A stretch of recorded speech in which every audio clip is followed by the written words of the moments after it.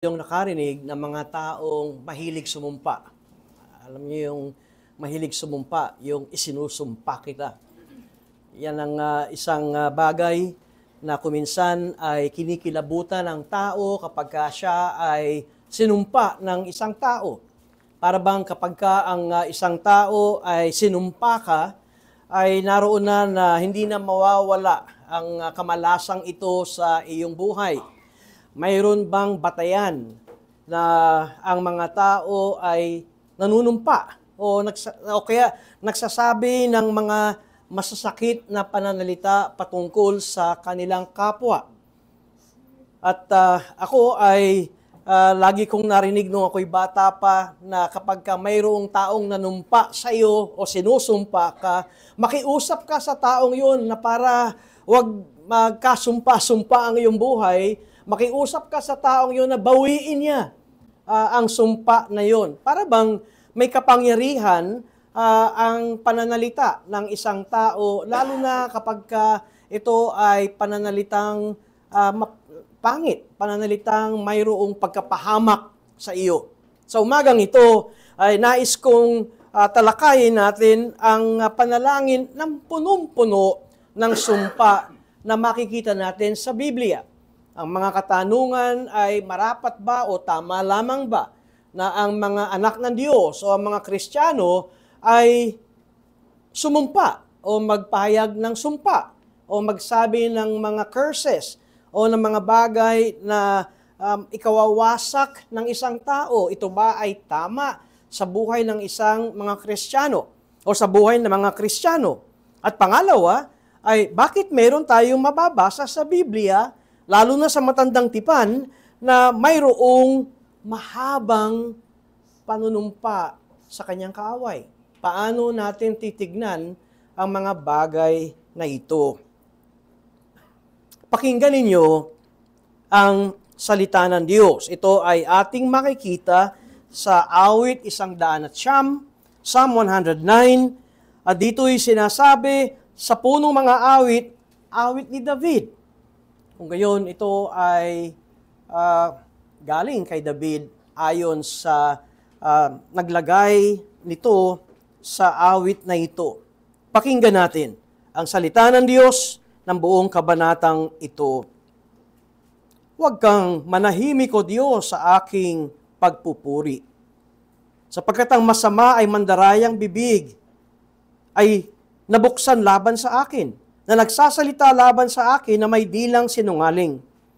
May mga salita ng pagkapuot na ako'y kanilang pinalibutan at lumaban sa akin ng walang kadahilanan. Kapalit ng aking pag-ibig, sila ay mga taga-usig ko. Ngunit ako ay nasa panalangin. Kaya't ginampihan nila ng masama ang kabutihan ko at pagkapuot sa pag-ibig ko. Pumili kayo ng masamang tao laban sa kanya, at tumayo nawa ang isang taga-usig sa kanyang kanang kamay. Kapag siya'y nilitis, lumabas nawa siyang nagkasala, at ibilang nawang kasalanan ng kanyang dalangin. Maging kakaunti nawa ang kanyang mga araw. Kunin nawa ng iba ang kanyang katungkulan. Ang kanyang mga anak nawa ay maulila, at mabalo ang kanyang asawa. Magsilaboy nawa ang kanyang mga anak, at mamalimos at hanapin nila ang kanilang pagkain sa kanilang mga guhong tahanan. Samsamin nawa ng nagpapautang ang lahat niyang kayamanan. Nakawi nawa ang mga bunga ng kanyang paggawa ng mga dayuhan. Wala nawang maging mabait sa kanya, ni maawa sa kanyang mga kaaway na ulila. Maputol nawa ang kanyang susunod na lahi. Mapawi nawa ang kanyang pangalan sa ikalawang salinlahi. Maalala nawa ng Panginoon ang kasamaan ng kanyang mga magulang. Huwag nawang mapawi ang kasalanan ng kanyang ina. Malagay nawa silang patuloy sa harap o sa harapan ng Panginoon, at maputol nawa ang kanyang alaala mula sa lupa, sapagkat hindi niya naaalalang magpakita ng kabaitan, kundi inusig ang dukha at nangangailangan, at ang mga bagbag na puso upang patayin. Iniibig niya ang manumpa at hindi siya nalugod sa pagpapala, kaya't malayo sa kanya. Nagsusuot siya ng sumpa na parang kanyang damit at pumasok sa kanyang katawan na parang tubig, sa kanyang mga buto na gaya ng langis. Ito naway maging gaya ng kasuutang kanyang ibinalabal, gaya ng pamigkis na kanyang ipinamimigkis araw-araw.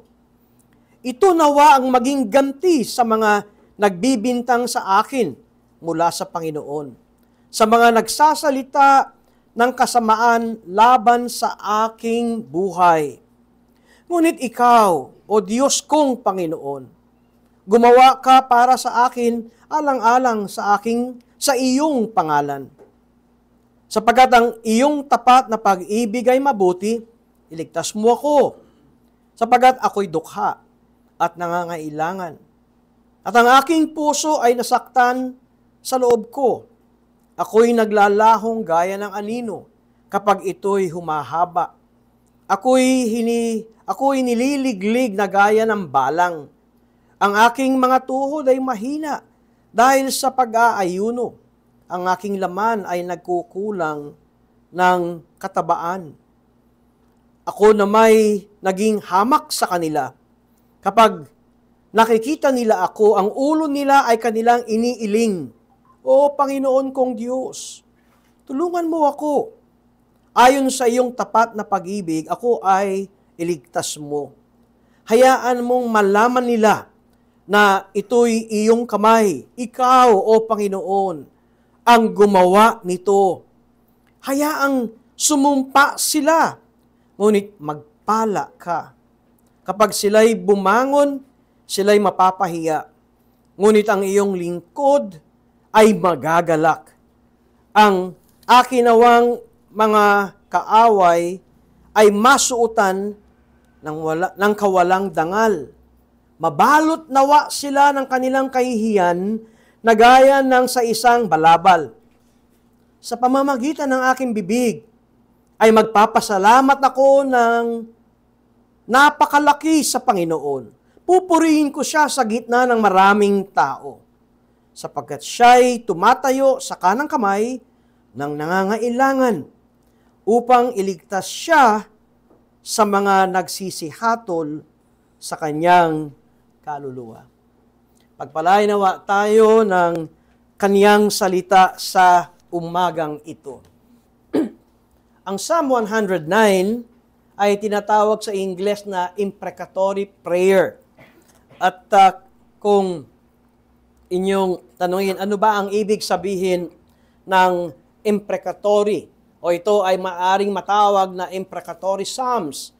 Ang imprecatory o imprecation ay isang uri ng panalangin.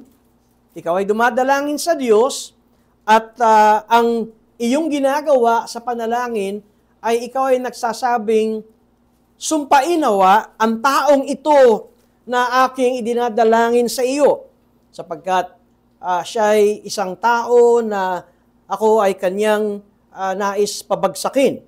Kaya mababasa natin na tama ba ito kung tayo ay isang Kristiyano at lalong maliwanag sa atin ang utos ng Panginoon, love your enemies, ibigin mo ang iyong kaaway, at pagkatapos ay magkakaroon tayo ng pagkakataon na mabasa, katunayan, itong awit 109, simula sa talatang 6 hanggang sa talatang 20.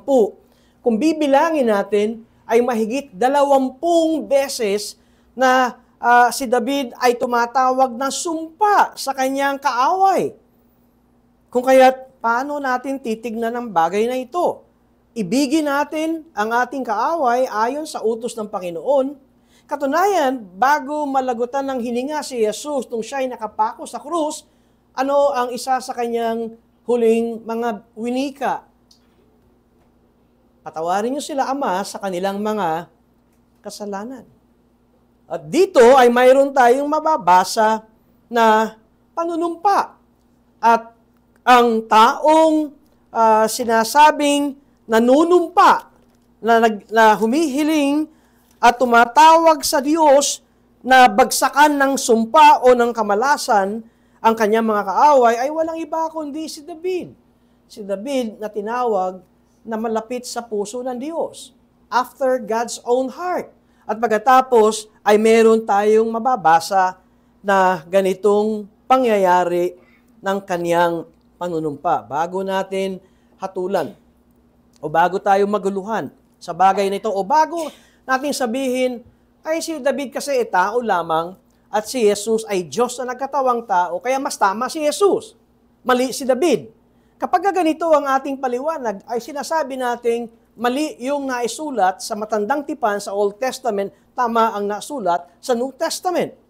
Kaya dahil dito ay maaring pumasok sa ating isipan na huwag na tayo magbasa ng Old Testament, kundi ang basahin na lamang natin ay ang New Testament. O kaya ay ating kakampihan ang mga umaatake sa Biblia na sinasabing, kaya nga't sinasabi namin sa inyo, maraming mga inconsistencies ang Bible. At mismong ang mga kabanata o pahina sa Biblia ay naglalaban-laban.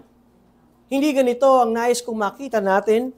Ang ating punto ay isa lamang ang salita ng Diyos. Ito'y binubuo ng Old Testament at ng New Testament. At sinasabi natin, walang contradiction ang Old Testament sa New Testament.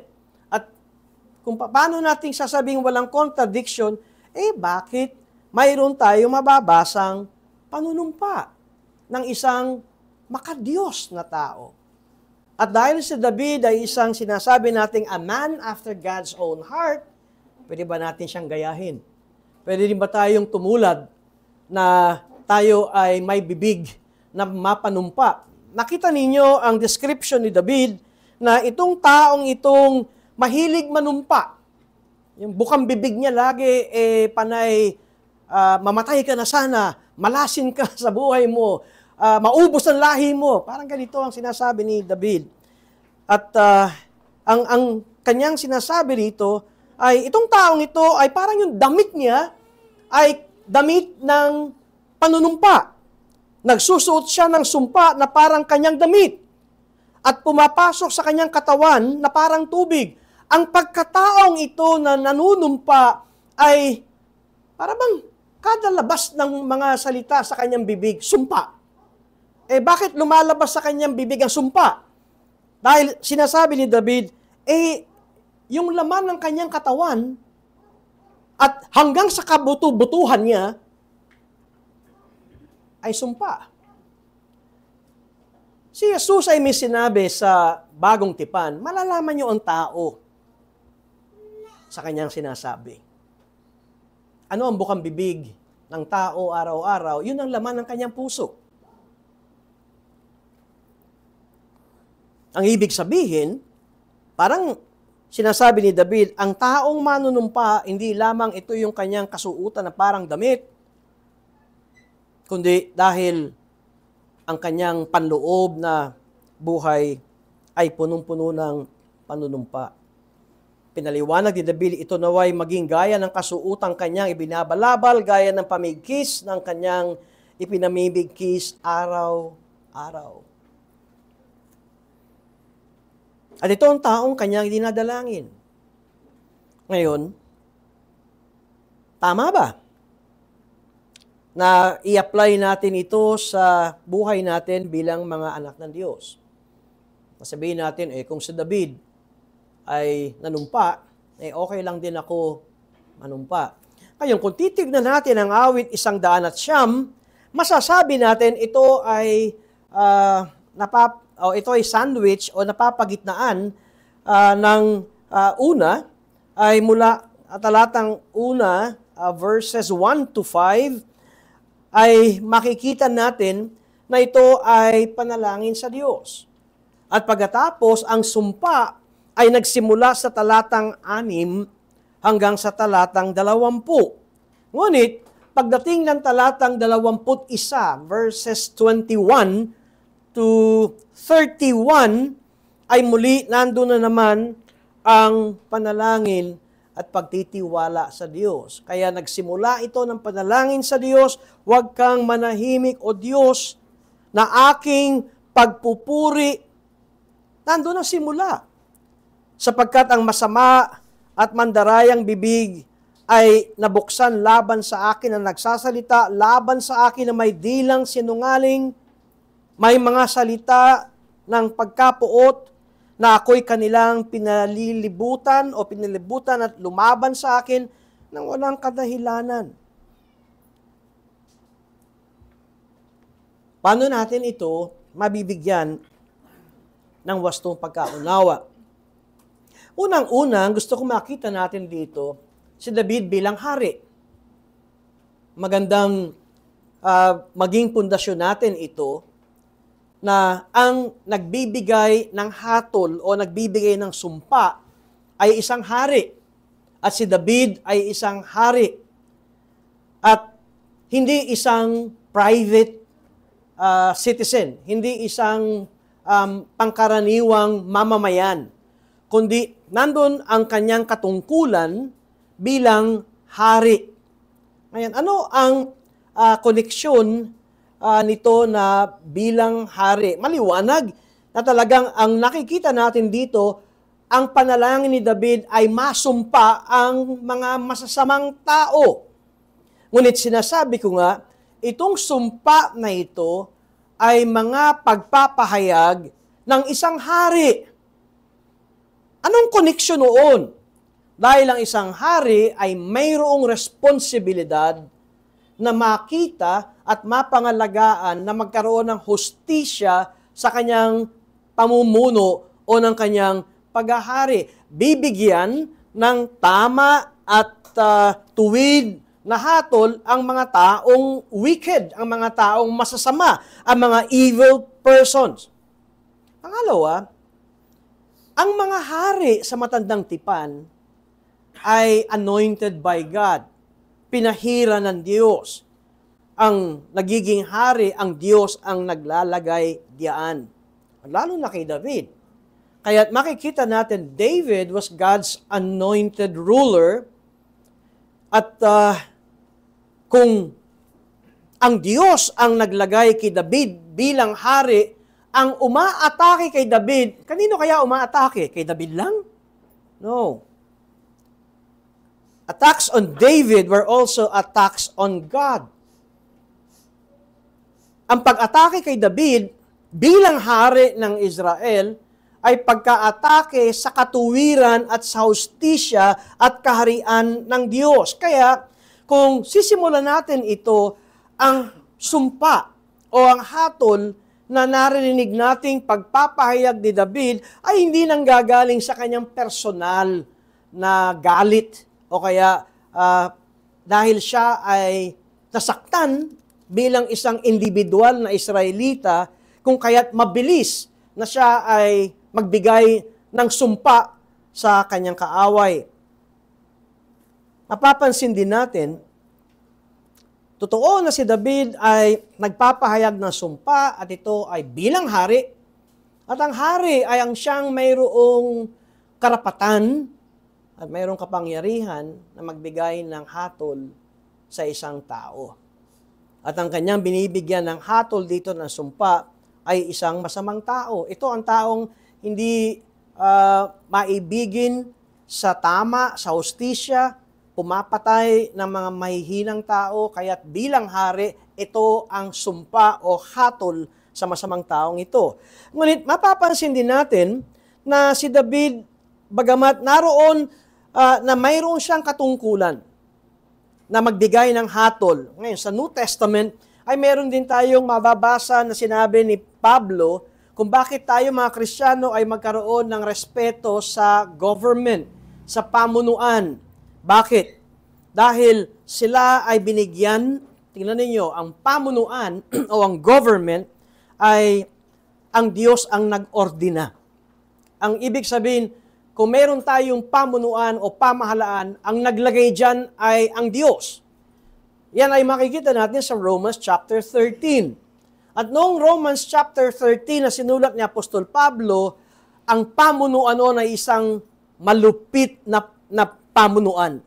Isang leader na malupit at isang leader na pumapatay o nagpapapatay ng mga Kristiyano. Yun ang panahon na nang isinulat ni Apostol Pablo ito sa mga Kristiyano sa Roma. Ngunit sinabi pa rin niya, magpasakop kayo sa government. Magpasakop kayo sa pamunuan. Sapagkat ang Diyos ang naglagay diyan at ang tungkulin ng pamunuan o ng government ay binigyan sila ng kapangyarihan ng tabak. Ngayon, pag nabasa natin kapangyarihan ng tabak, ito ay kapangyarihan na sila ay maaring humatol, ay maaring ang hatol sa iyo ay kamatayan. Death sentence, capital punishment.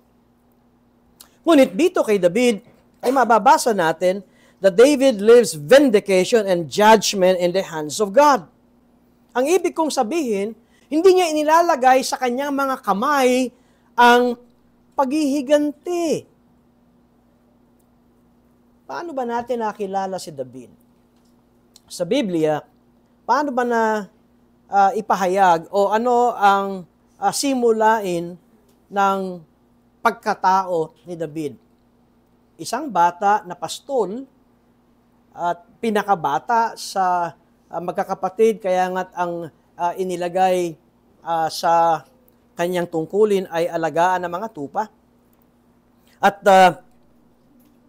siya ay isang musician. Diba? Siya ay isang tao na mahilig umawit.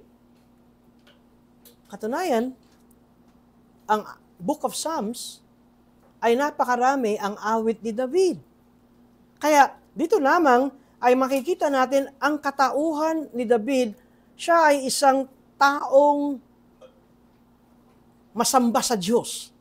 Siya ang taong umaawit ng papuri, pasasalamat at kaluwalhatian sa Diyos. Dito lamang ay makikita na natin na ito ang kanyang buhay. At si David ay hindi pala higanti. He is a non-vindictive person. Bakit ko sinabi ito? Dalawang okasyon na maari na niyang patayin si Haring Saul na gustong patayin si David dahil sa selos. At ito ay talagang magagawa ni David para nung kapanahon ng yon, kung tayo ay naroon, o kaya kapag kayo binabasa ninyo ang mga pangyayaring ito, basahin nyo sa 1 Samuel chapter 24, tsaka 1 Samuel chapter 26, nandun ang oportunidad na maari nang patayin ni David si Haring Saul. And yet, mayroong sinabi si David sa 1 Samuel 24 verse 10, I will not lift my hand against my master because he is the Lord's anointed. Masamang hari. Pwede nang patayin ni David. Tulog lahat ang mga bodyguard ni Haring Saul. Pero nakita ni David, ang Diyos ang naglagay sa kanya. Hindi ko pwedeng gamitan ng dugo o lagyan ng dugo ang aking kamay para gantihan ang haring ito. So nakita niyo, David was a non-vindictive person. Ngunit, sinabi ko nga kanina that David leaves vindication and judgment in the hands of God. He does not take vengeance into his own hands. Sa Romans chapter 12, verse 19, ang Diyos ang siyang maghihiganti. It is mine to avenge. I will repay, says the Lord. Kaya't bilang isang taong si David na punong-puno ang kanyang labi ng papuri sa Diyos. Bagamat siya ay isang commander, maraming sa kanyang pamumuno ang mga pinatay na mga kaaway ng Israel, ngunit makikita natin na ang lahat ng paghihiganti ay kanyang ibinibigay sa Diyos. Pero tama ba na tama lang naman sa ating isipan at pag binabasa natin ang Biblia na ang masasamang tao ay dapat lamang talagang parusahan ng Diyos.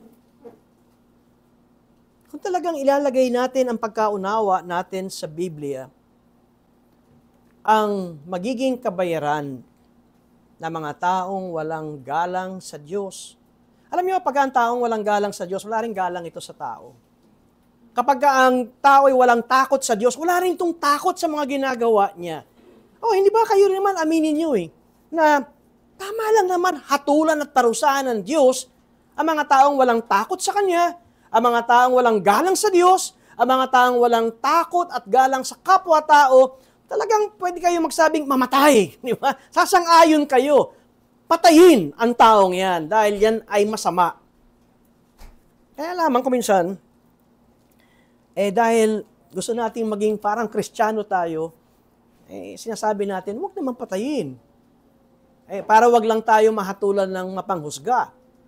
Pero ang totoo, ay sasang-ayon tayo na ang lahat ng mga taong madilim ang budhi, wala na talagang pag-asa, talagang nakita natin na ito ang taong talaga, ang direksyon ay talagang kadiliman, at ang dami na niyang biniktimang mga taong mahihina, mga taong walang sala, at patuloy pa rin siyang gumagawa ng kasamaan. Ano ang sasabihin natin sa Diyos?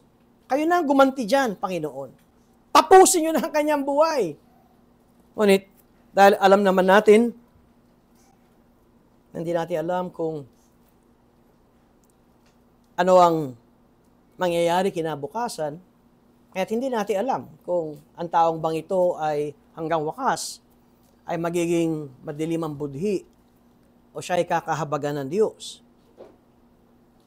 Ito ang isang bagay na sinasabi kong hindi dapat tayo makitaan ng pagiging mapansumpa na para bang tayo na nagbibigay ng katapusan ng isang tao. Hindi tayo Diyos. Hindi natin alam, maaaring sa mga huling hininga ng kanyang buhay,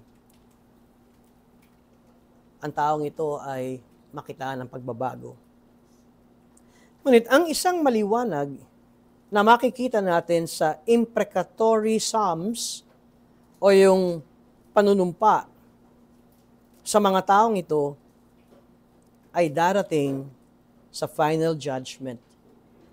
Sa pagbabalik na muli ng Panginoon, na ang Panginoong Jesucristo ang tatayo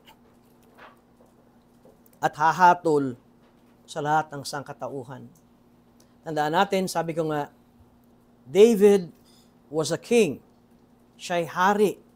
Katunayan, si David ang anino ng pagdating ng totoong hari, maghaharing pangwalang hanggan, at siya'y walang iba kundi si Jesus. Ang isang titulo kay David o ang isang titulo kay Jesus, the Son of David. Kaya kapag nababasa natin ang imprecatory prayers, ito ay kumakatawan bilang hari.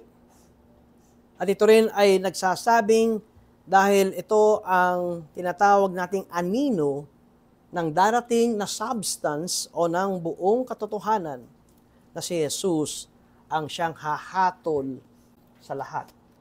Pangalawa, meron din naman tayo makikitang sinumpa ni Jesus ang mga reliyosong mga tao ng kanyang kapanahunan, ng kanyang earthly ministry. Tinawag niya yung mga Pariseyo at mga Saduseyo ng ulupong.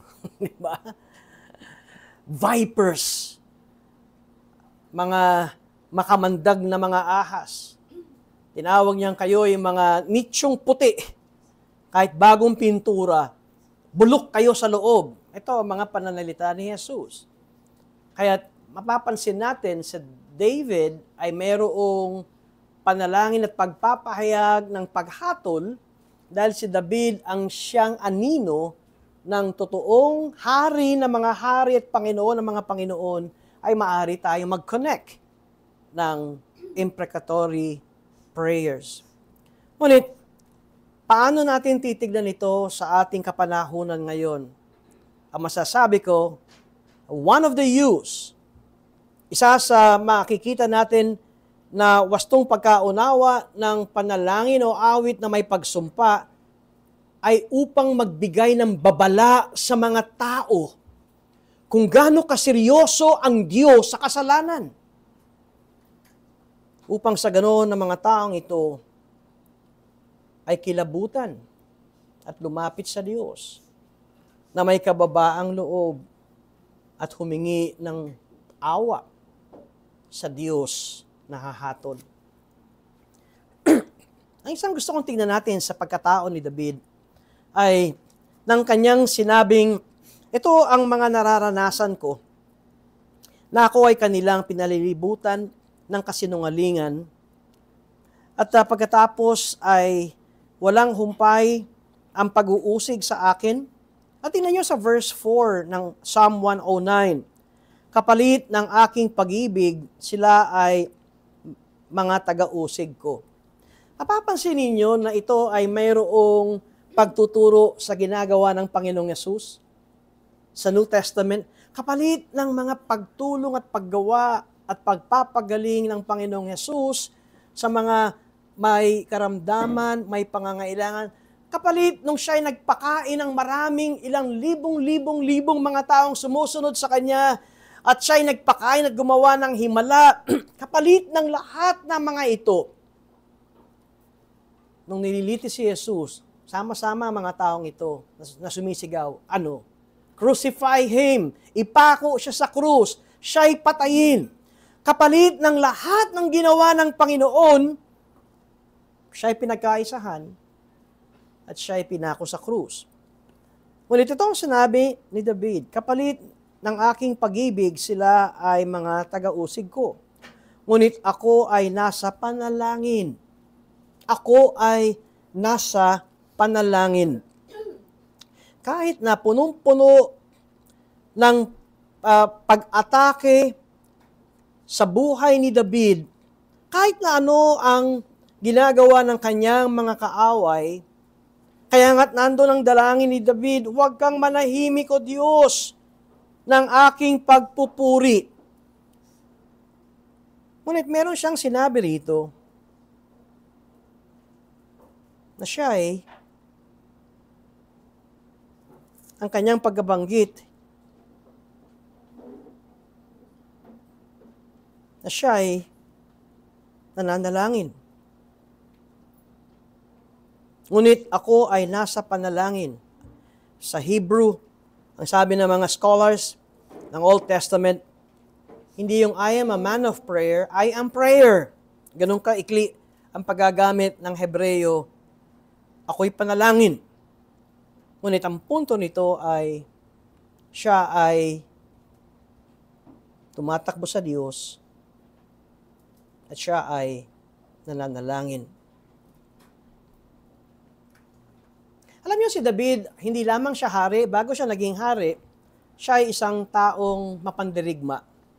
Siya ay naging tanyag na, di ba yung umaawit kung ang Haring Saul ay kayang pumatay ng 1,000 kaaway, si David ay kayang pumatay ng 10,000 kaaway. Ang ibig sabihin, si David was a very good military commander. Magaling siyang strategist at dahil nga sa pamumuno ni David, wala nang gustong kaaway ng bayang Israel ang makipaglaban sa kanila. Kaya alam ni David ang mga armas na pwedeng mangwasak ng isang kaharian. Pero meron tayong matututunan dito.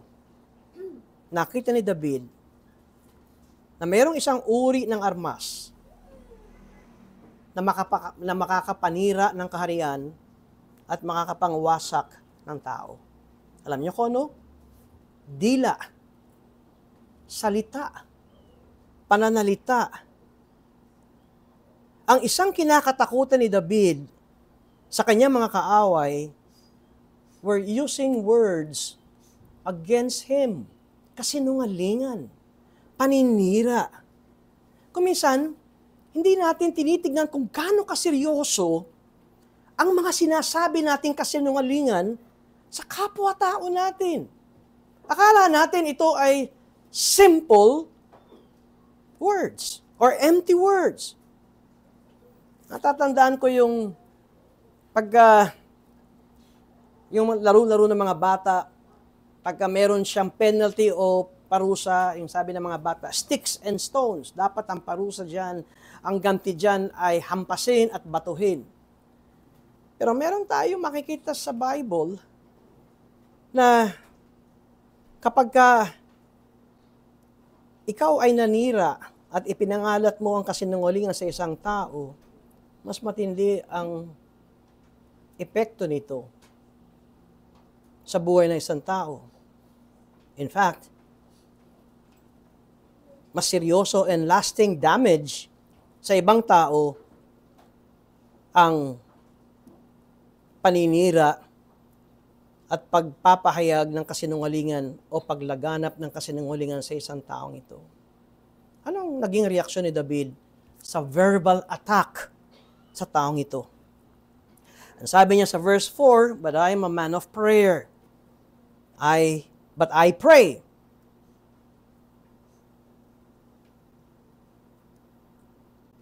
Ganito ba tayo, mga kapatid? Kapag ang feeling mo ay sinisiraan ka, kapag ang feeling mo ay inaapakan ka, kapag ang feeling mo ay pinagkakaisahan ka, ganito ba ang gagawin natin? O babalikan natin sila ng mas maanghang na salita at mag-iisip tayo ng mga paraan paano gantihan at wasakin ang taong ito. Si David, kahit na ang pag-atake sa kanya ay walang humpay ng kasinungalingan, makamandag na kasinungalingan. Alala ko, kakatapos lamang ng LA fire sa US at ilang mga bayan ang wasak. Tapos ang sinabi ni James, huwag niyong maliitin ang dila ninyo. Pagka liit-liit yan na bahagi ng katawan, pero yan ay maaring magbigay ng malaking pinsala. Minsan, pag nag-imbestiga, saan ba nagsimula ang sunog, halimbawa, ng mga wildfires? Maaring magulat tayo, isang upos ng sigarilyo, pagka liit-liit, ilang hektarya, daan-daang hektarya masusunog at ilang libo-libong bahay ang nawasak at ilang tao ang namatay. Dahil sa maliit na upos ng sigarilyo. Kung isipin natin, ganito rin ang ating dila. Dahil sa maliit na dilang yan, ito ay maaring makawasak ng buhay ng isang tao. Si David, ang kanyang sinasabi, "While my enemies are uttering false words about me to other people, trying to do me harm, I speak to God." Ako'y nananalangin, I am praying. I pray to God always. Kaya nga, bago tayo mag-isip at magsalita, tatandaan ko yung aking pastor nung ako'y nasa charismatic pa. Sabi niya, before you say anything, ang bawa, kapag meron kang narinig na ting, alam niyo yun, ting, sumakit sa tenga niyo, magbilang ka ng 10 bago ka sumagot. 1, 2, 1001, 1002, 1003, 1004. Pero kadalasan kasi pagka ting, di ba, sakit, ting, ting din, di ba? Kaya yun, ping-pong na kayo, ping, ping, ping, ping, ping. Pero instead na 1001, 1002, 1003. Are we men of prayer? Are we women of prayer? Nakikita ba natin na ang lahat na nangyayari ay ayon sa providensya ng Diyos? Sinasabi natin ito. Walang nangyayari sa buong mundong ito nang di niloob ng Diyos. Pati yung narinig mong masama, pinahintulutan ng Diyos na ito ay lumabas. Kaya ang tanong, do we see everything that happens in light of God's sovereignty over life? Nakikita ba natin ito? Kung kaya't, tulad ni Apostol Pablo, nung kanyang tinuro sa mga mananampalataya sa Pilipos, at ito ay nasa Philippians chapter 4, at kung kaya nyo akong sabayan sa bahagi ng Bibliang ito, ay makikita ninyo ang kanyang turo simula talatang 6 ng Pilipos Kapitulo 4, huwag kayong mabalisa sa anumang bagay, kundi sa lahat ng mga bagay sa pamamagitan ng panalangin at pagsamo na may pagpapasalamat ay ipaalam ninyo ang inyong mga kahilingan sa Diyos. Bakit importante ito? Dahil sa verse 7, at ang kapayapaan ng Diyos na hindi maaabot ng pag-iisip, ang mag-iingat ng inyong mga puso at mga pag-iisip kay Kristo Jesus. Maunawanan natin ngayon kung bakit kahit matindi ang atake kay David, ang sabi niya, ako'y nananalangin. I am a man of prayer. I talk to God. I pray to God. And the peace of God, which surpasses all understanding, will guard your hearts and your minds in Christ Jesus.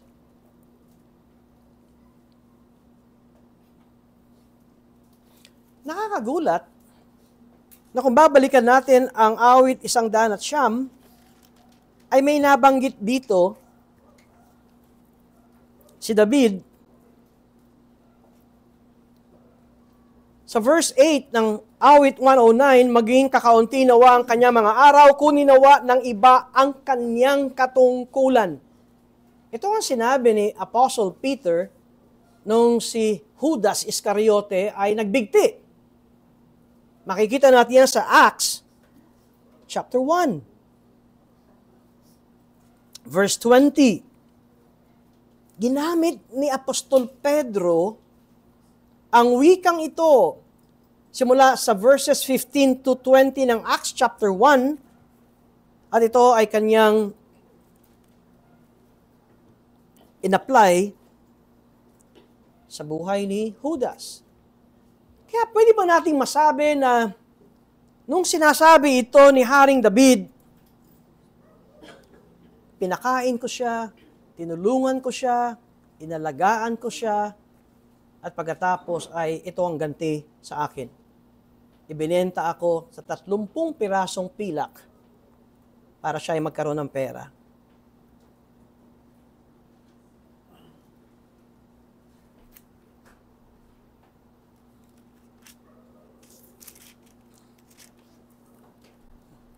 At ito'y makikita sa buhay ni Jesus, na hindi siya nagkulang ng pagpapakita ng pagmamahal at kalinga kay Judas Iscariote.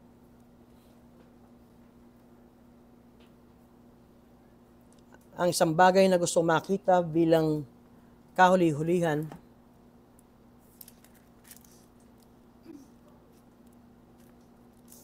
ay nakakagulat nang sinabi ito ng awit sa talatang 30 at talatang 31. Sa pamamagitan ng aking bibig ay magpapasalamat ako ng napakalaki sa Panginoon. Pupurihin ko siya sa gitna ng maraming tao, sapagkat siya ay tumatayo sa kanang kamay ng nangangailangan upang iligtas siya sa mga nagsisihatol sa kanyang kaluluwa. Ngayon, bakit ko tinignan itong huling talatang ito? Una, sa mga pangunahing talata, ang makikita natin, si David ay hinahatulan ng kanyang mga kaaway. Sila'y nagkakaisa. Sila'y nagkakaisang labanan siya, at siya'y pinaparatangan ng kasinungalingan. Kumbaga, imagine ninyo ito. Ito ay lengguwahe ng korte. Napansin nyo, hindi ito tinawag na kaaway, kundi ang accuser at ang accused. Ang mga hatol o ang nagrireklamo at ang nirereklamo. Yan ay court language. Kaya hindi natin mababasa ito na ginamit ni David na kaaway. Ngunit ang kanyang ginamit ay ang accuser niya at ang inaakusahan ay si David. At ang kanyang, dahil siya'y hari, ang kanyang bayan, ang kanyang pinagaharian. Ngunit pagdating sa may huling talata, sa verse 31, sapagkat siya ay tumatayo sa kanang kamay ng nangangailangan upang iligtas siya sa mga nagsisihatol sa kanyang kaluluwa. Ano ang gusto kong makita natin dito? Sa mundong ito, sa naging karanasan ni David, ito mga taong mga sinungaling, magaling magbaliktad. Magaling gumawa ng kwento. Magaling magpakalat ng kasinungalingan at madali kang kalad ka rin sa korte para ikaw ay mahatulan. Ngunit sinasabi ni David, wala siyang kasalanan. Katunayan, ang kanyang pag-ibig ay maliwanag na ibinibigay niya sa kanila, ngunit yung kanyang mga taga-usig. Kaya ang sabi ko, it is a court language, yung kanyang mga taga-usig, siya ay ginagantihan ng masama sa kabutihang ginagawa niya. At naroon ang pagkapuot ng umuusig sa kanya, kapalit ng pag-ibig niya. Si David ang siyang dinala sa korte para siya ay usigin, litisin, at mahatulan ng kapahamakan. Pagdating sa huling talata, ito ang sinabi ni David, ang aking Diyos, ang tatayo sa kanang kamay ng nangangailangan. Alam niyo, totoo, si David ay hari. Pero hindi dahil siya ay hari, hindi na siya nangangailangan. Hindi na siya mahina. Tayo, kahit matagal na tayong Kristiyano, kahit siguro kabisado mo na ang doktrina ng isang Reformed Baptist doctrine and theology at confession, mahina pa rin tayo. Kahit dali natin, marupok tayo, kahit dali natin madapa, matukso at magkasala. Ibinilang ni David ang kanyang sarili sa mga mahihina. Ngayon sinabi niya, sapagkat ang Diyos ay tatayo, sapagkat ang Panginoon ay tatayo sa kanang kamay ng nangangailangan. Ang isang term na ginamit dito ay advocate, abogado. Ang ating Panginoon ang siyang tatayong tagapamagitan sa lahat ng nangangailangan upang iligtas siya sa mga nagsisihatol sa kanyang kaluluwa. Hinahatulan ba kayo ng kasinungalingan? O bumubulong sa isipan nyo na ikaw ay isang taong masama? Alam niyo, pag bumubulong yan, paumanhin, ayokong masanay kayo na makinig sa bulong dahil baka kapag ka narinig nyo yan, makikinig na ka, binulungan ako. Baka maghanap na kayo ng bulong yan. Diba? Hangin lang pala yun. Tumakbo sa isip nyo. Mas mainam na yung sinasabi ng salita ng Diyos kaysa bulong. Pero kung nagkaisa at nagsama-sama ang ating mga kaaway at talagang naroong tayo ay nais talagang kirisin, meron tayong katulong. Meron tayong tagapamagitan. Meron tayong tagapagtanggol. Ang Diyos ang siyang tatayo sa ating kanang kamay. Meron ba tayo makikita sa banal na kasulatan na maliwanag na tumayo ang Diyos at pinagtanggol ang kanyang anak? Sa Zechariah chapter 3, at nagkataon yun ang ating book reading every morning. At kung titignan nyo ang Zechariah, Kung mahirap niyong tignan kung nasa ng Zechariah, tignan na lamang ninyo ito sa table of contents. Pero yung ating scripture reading kanina, ngunit ito ay chapter 3, tingnan ninyo simula sa talatang 1. Ito ay pangitain tungkol sa pinakapunong pari. At ang pangitain ito ay, ang ngalan ng pinakapunong pari ay Joshua, si Josue. Verse 1, Zacarias, kabanatang 3. Pagkatapos, ipinakita niya sa akin si Josue na pinakapunong pari na nakatayo sa harapan ng anghel ng Panginoon. At si Satanas na nakatayo sa kanyang kanan upang paratangan siya. Tingnan niyo yung eksena. Si Josue na pinakapunong pari, ang nasa kanan ni Josue ay si Satanas at siya ay pinaparatangan. Ang ibig sabihin, si Satanas ay naghahabla sa Diyos na itong pinakapunong pari mo ito, masama ito, maruming tao ito. Verse 2, sinabi ng Panginoon kay Satanas, sawayin ka nawa ng Panginoon o Satanas. Ang Panginoon na pumili sa Jerusalem ay sumaway nawa sa iyo. Di ba ito'y isang gatong na inagaw sa apoy?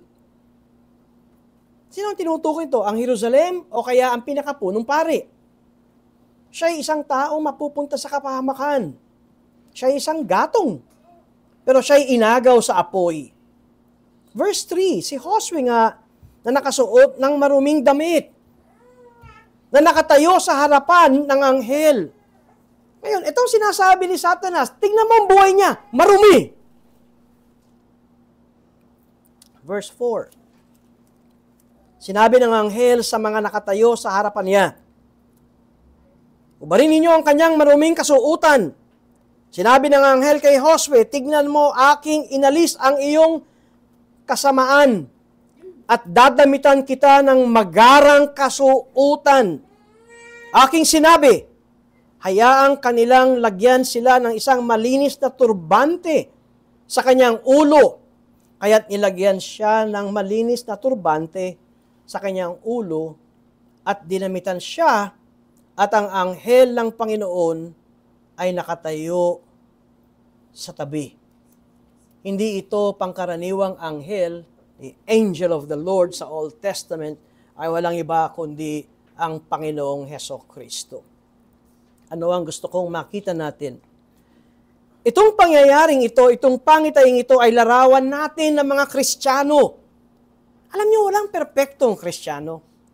Sabi ko nga, ako, kung iisa-isahin niyo ang aking kasamaan at karumihan, baka maging katulad ito ni Josue, ang kasuutan ko ay putik at ubod ng dumi. Kung tayo ay maghahanap ng dungis ng dumi sa isa nating kapwa kapatid, hindi mauubos ang putik sa ating kapwa. Pero ito ang pinakamahalaga. Ikaw ba ay isang anak ng Diyos? Ikaw ba ay isang tao na kinahabagan ng Diyos at biniyayaan ng kaligtasan? Alam niyo, sa mundong ito, hindi tayo magiging perpekto. Pero inaatim natin na nais nating maging perpekto, pero ito'y imposible. Pero it is pursuable, ika nga, tayo ay lumalakad at nais nating sundin ang kalooban ng Diyos. Pero dahil sa ating kahinaan, ay napakadali nating madapa at magkasala. Ayaw natin ito. Pero dahil sa ating kahinaan, nagagawa natin ito. Pero hindi magiging excuse na hindi ako perpekto, tao lang ako, kaya okay lang, ganitong buhay ko. Hindi. Tayo ay tatayo. Pitong beses bumagsak ang taong matuwid, tatayo siya uli. Ito ang isang anak ng Diyos. At ang tagabintang sa mga anak ng Diyos, the accuser of the brethren, ay walang iba kundi si Satanas. At itong ginagawa ni Satanas sa harapan ng Diyos. Iniyahabla niya si Josue at sinasabi ni Satanas, maruming tao ito. Hipokritong tao ito. Hindi ito totoong pinakapunong pare. At anong sagot ng Diyos? The Lord rebuke you. Bakit?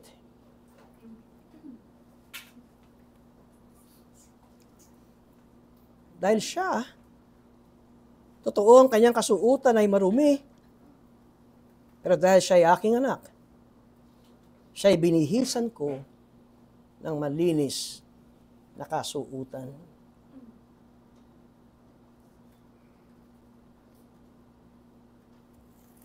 Si Satanas na nakatayo sa kanan ni Josue, ngayon ay pinaalis ng Diyos. At ang nakatayo ngayon sa kanan ni Josue ay sino? The angel of the Lord. Ang anghel ng Panginoon. Paano ko nasabing siya ang Diyos? Tingnan nyo ang pagkasulat sa Tagalog. Ang pagkasulat ng Panginoon. Natatandaan nyo, lagi kong sinasabi to, all capital letters. Kapag ka all capital letters ang Lord o malaking titik ang Panginoon, yan ay hindi lamang Panginoon, kundi yan ang Diyos na Panginoon.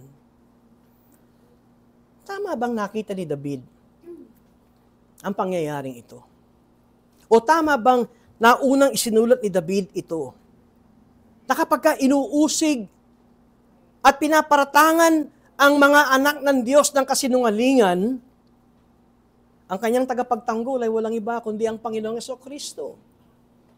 Ito ay hindi dapat mawala sa atin, mga kapatid. Alam niyo kung bakit nawawala ang ating kagalakan bilang mga Kristiyano? Kasi kung minsan, ang ating nagiging Christian life ay dahil sa ating gawa.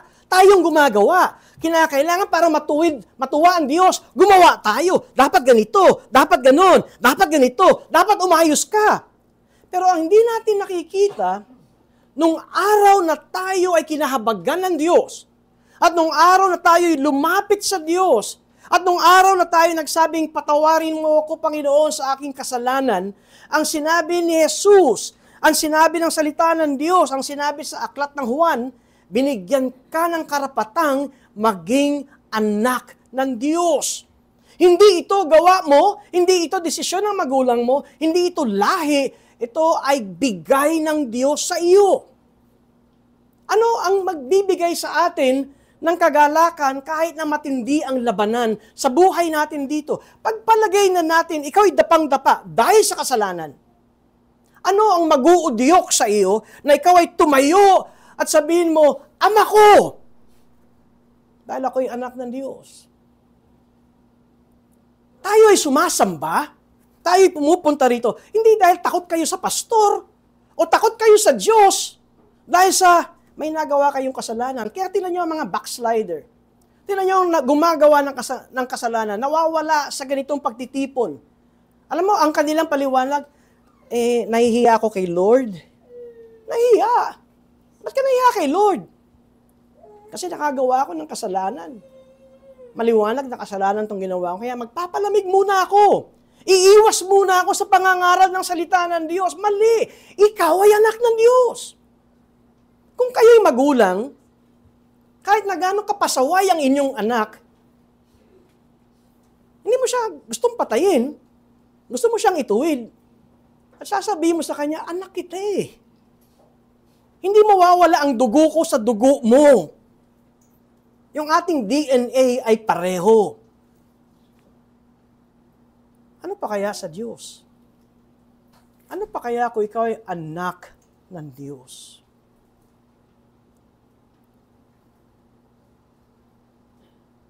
Inamin ni David, siya ay mahina. Inamin ni David, siya ay nangangailangan. Narinig nyo, sasariwain ko yung sermon noong nakaraang linggo. A man after God's own heart, nahulog sa karumal-dumal na kasalanan. Pero narinig din ninyo sa pangangaral, siya ay nagbalik loob sa Diyos. Sa atin, maaari tayong makagawa ng mga bagay na karumal-dumal sa mundong ito. Pero huwag mawala sa isipan natin na tayo'y mga anak ng Diyos. Kung bakit ako sasamba, kung bakit ako pupunta sa munting panambahang ito, kung bakit ito ang magbibigay sa akin ng nasa na pumarito sa ganitong munting panambahan sapagkat ako'y mahina. We are all weak creatures, by the way, at best. Kahit na ikaw na nagsasabing napakatibay mo sa pananampalataya, we are still weak.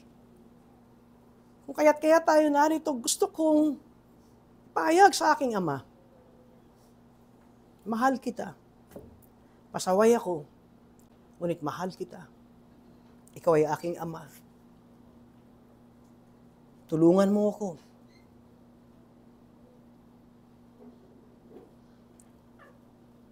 At ito ang isang bagay na napaka mabisa at makapangyarihan. Is when we confess our weakness and our helpless condition before God. And you would see kung paano niya tayo restore simula sa panloob. Kung merong isang talata na nais ko mailagay sa ating isipan kung ikaw ay isang anak ng Diyos, ay ang unang Korinto, Kapitulo 1, talatang 30. Subalit kayo ay nakay Kristo Jesus. Kung ikaw ay isang anak ng Diyos, ikaw ay nakay Kristo Jesus, na naging karunungan para sa atin mula sa Diyos at katuwiran at kabanalan at katubusan. Hindi na mawawala ang ating pagiging anak ng Diyos kung ikaw ay nakay Kristo. Di ba sinabi ni Pablo, there is no more condemnation for those who are in Christ Jesus. Ang kabanalan ay hindi na daragdagan. Ang pamumuhay natin ng may kabanalan ay bunga ito ng binhi ng Espiritu Santo na nananahan sa atin.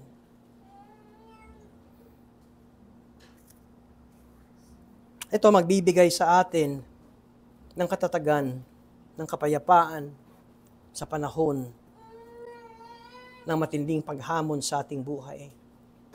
At nakita natin ang buhay ni David. Hindi siya taong perpekto, pero ang puso niya ay sa Diyos. Bago tayo sumagot sa masakit na pandinig, yung pastor kong charismatic, kasama na niya ang Panginoon.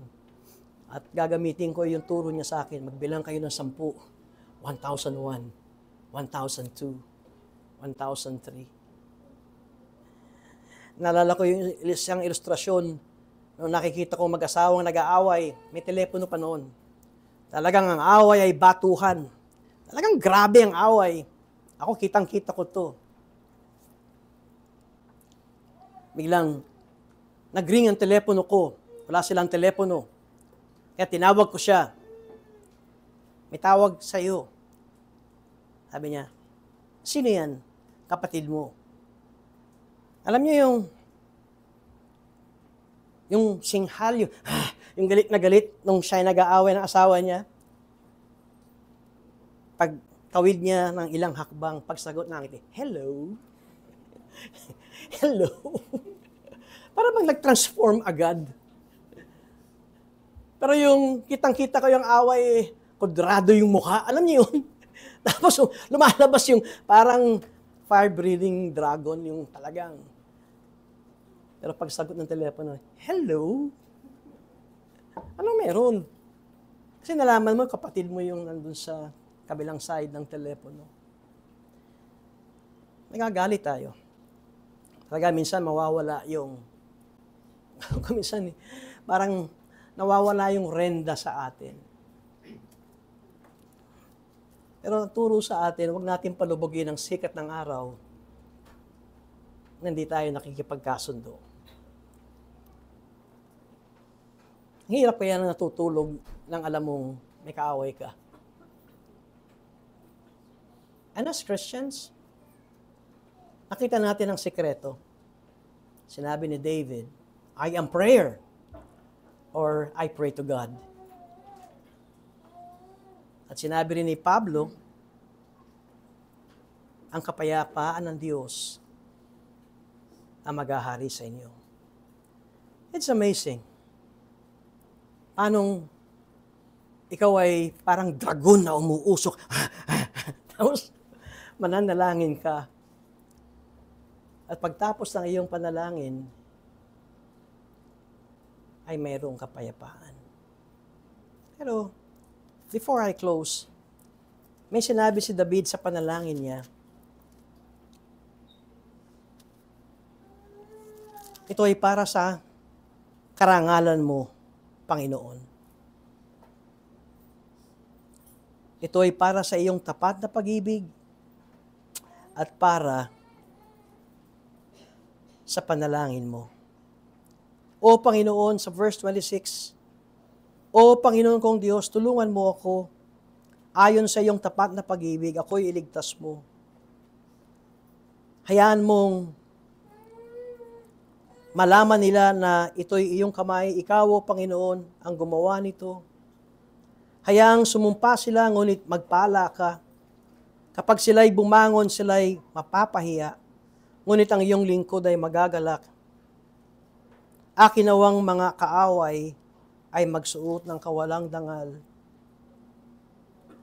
At sa verse 30, sa pamamagitan ng aking bibig, ay magpapasalamat ako ng buong napakalaki sa Diyos.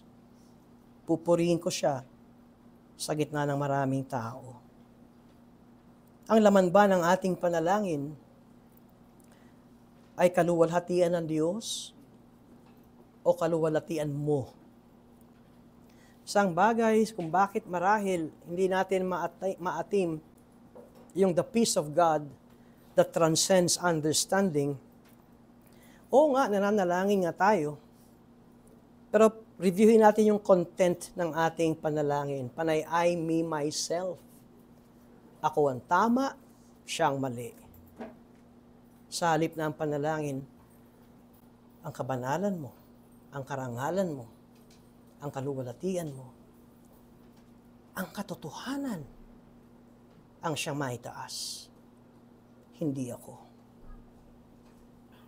Nalangin po tayo. O maraming salamat aming Diyos sa kabanatang ito ng aming serye kapag morning worship service sa Aklat ng Awit. Bagaman nakita namin, ang kabanatang ito ay napakaraming sumpa. Ngunit nawa kami ay natuluan ng tama. Sa panahon na kami ay inuusig, kayo po ang una naming takbuhan.